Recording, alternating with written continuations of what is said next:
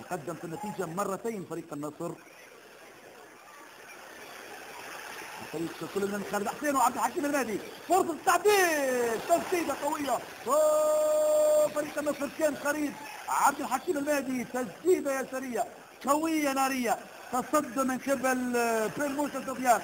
النصر يرد بشكل قوي، يرد على الهدف الوحيد في المباراة حتى الآن، والتقدم من جديد. تمييز الخط، استلام وتمرير الكرة مع عبد الهادي جدا من يقابل فريق النصر افضل في هذه اللحظات.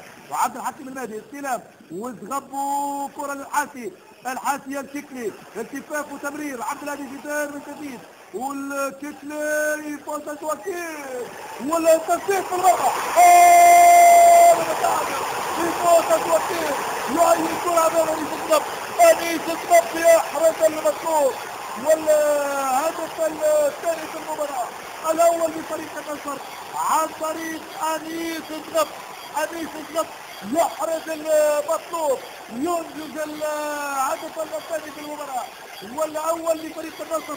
مدرجات ملعب أوضو الشفيق تهتز في هذه اللحظات والأثناء. مباراة قوية، مباراة قوية. والرد النصراوي لاحظوا الفكري يفوز الوكيل، يطير ويلعب كرة راسية، والمتابعة من قبل أنيس الضب، كرة تنتهي في الشباك.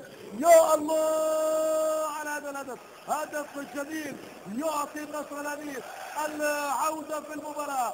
جواكين يطير والضب يسدد في زاوية في مكان عند حركة حارس المرمى، يحرز